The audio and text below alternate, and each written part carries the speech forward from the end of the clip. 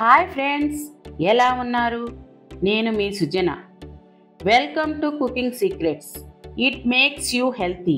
ఈ శ్రావణ మాసంలో లక్ష్మీదేవిని ఆరాధ్య దేవతగా చేసి విశేషంగా పూజలు చేసుకుంటాము. శ్రావణ శుక్రవారాలలో ముఖ్యంగా పాల సముద్రం నుండి జన్మించి ఆ మహావిష్ణువుకి ప్రాణసఖ్య అయిన మహాలక్ష్మీదేవి అమ్మవారిని ఇలా ప్రసాదం తయారు చేసి నివేదన చేసి పూజిస్తే అమ్మవారు ఇక మన ఇంట్లోనే ఉండిపోతారండి.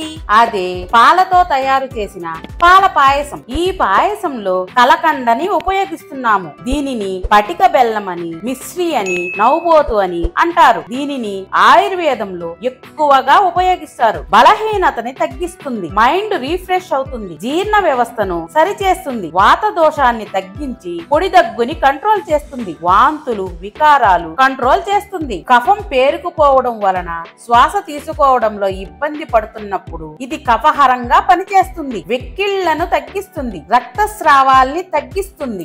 కావలసిన పదార్థాలు: సగ్గుబియ్యం 50 గ్రాములు, పావు కప్పు, సేమియా 20 గ్రాములు, 2 టేబుల్ స్పూన్లు, కలకండ 100 గ్రాములు, అర కప్పు. కలకండ వద్దనుకుంటే చక్కెర కూడా వేసి చేసుకోవచ్చు. పాలు పావు లీటరు, 250 ml, జీడిపప్పు 1 టేబుల్ స్పూన్, బాదం పప్పు 1 టేబుల్ స్పూన్, కిస్మిస్ 10, నెయ్యి 2 టేబుల్ స్పూన్లు, యాలుకలు 2, నీళ్లు 2/4 కప్పు, 700 ml. ముందుగా స్టవ్ వెలిగించి బాండీ పెట్టి మంట సిమ్లో పెట్టి 1 టీ స్పూన్ నెయ్యి వేసి డ్రై ఫ్రూట్స్ వేసి దోరగా వేయించి బౌల్లోకి తీసుకోవాలి. అదే బాండీలో కొంచెం నెయ్యి వేసి సేమియా వేసి దోరగా వేయించి బౌల్లోకి తీసుకోవాలి. అదే బాండీలో ఇంకొంచెం నెయ్యి వేసి సగ్గుబియ్యం వేసి అవి బాగా పొంగే వరకు వేయించి బౌల్లోకి తీసుకోవాలి. అదే బాండీలో 2/3 కప్పు నీళ్లు పోసి అనగా 700 ml మూత పెట్టి నీటిని తెరలనివ్వాలి. నీళ్లు తెర్లిన తర్వాత మూత తీసి సగ్గు బియ్యం అందులో వేసి బాగా కలిపి మంట సిమ్లో పెట్టి మూత వారగా పెట్టి ఉడికించుకోవాలి. అడుగు మాడకుండా అప్పుడప్పుడు స్పూన్ తో కలుపుతూ ఉడికించుకోవాలి. సగ్గు బియ్యం ఉడికాయో లేదో ఎలా తెలుస్తాయి అంటే వాటిని స్పూన్ తో నీళ్లు అన్ని వంచేసి పైకి ఎత్తి 30 సెకండ్లు అలాగే ఉంచితే తెల్లగా ఉండేవి ట్రాన్స్పరెంట్ గా అవుతాయి. అప్పుడు కరెక్ట్ గా ఉడికాయన్నమాట. ఆ స్టేజ్ లో వేయించిన సేమియా వేసి బాగా కలిపి 2 నిమిషాలు ఉడికిన తర్వాత కలకండ వేసి బాగా కలపాలి.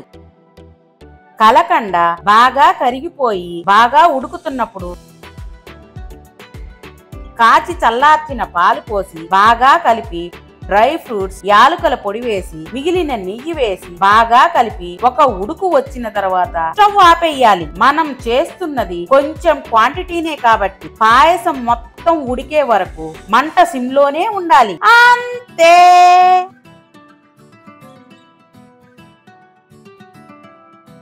తీయగా జ్యూసీగా ఉండే పాల పాయసం రెడీ. ఇక ఆ అమ్మవారికి నివేదన చెయ్యడమే. ఈ పాయసం స్పూన్ తో తీసుకుని నోట్లో పెట్టగానే బాగుంది అంటూ చప్పరిస్తూ తినేస్తారండి. ఈ పాయసాన్ని అరిటాకులో వేసుకుని తింటే ఆ టేస్టే వేరులేండి, వేరే లెవెల్. ఎప్పుడైనా ఆ క్షీరాబ్ది కన్యకకు ఇలా క్షీరంతో ప్రసాదం చేసి పెట్టి రావమ్మా మహాలక్ష్మి, ఆరగించవమ్మా, మమ్ములను ఆశీర్వదించమ్మా అని పిలిస్తే రాకుండా ఉంటుందా చెప్పండి? మన ఇంటికి వచ్చి మనం నివేదన చేసిన ప్రసాదాన్ని ఆరగించి మనల్ని ఆశీర్వదిస్తుంది. తప్పకుండా ట్రై చేయండి ఫ్రెండ్స్. నచ్చిందా? ట్రై చేస్తారా? అయితే కుకింగ్ సీక్రెట్స్ ఛానల్కి రండి. నేను చెప్పిన ప్రొసీజర్ యాజ్ ఇట్ ఈజ్ గా ఫాలో అవ్వండి. పర్ఫెక్ట్ గా వస్తుంది. ఒక లైక్ కొట్టి షేర్ చేయండి. Please subscribe my channel. మీరు ట్రై చేసి ఎలా వచ్చిందో కమెంట్ పెట్టండి. మా వీడియో చూసినందుకు ధన్యవాదాలు.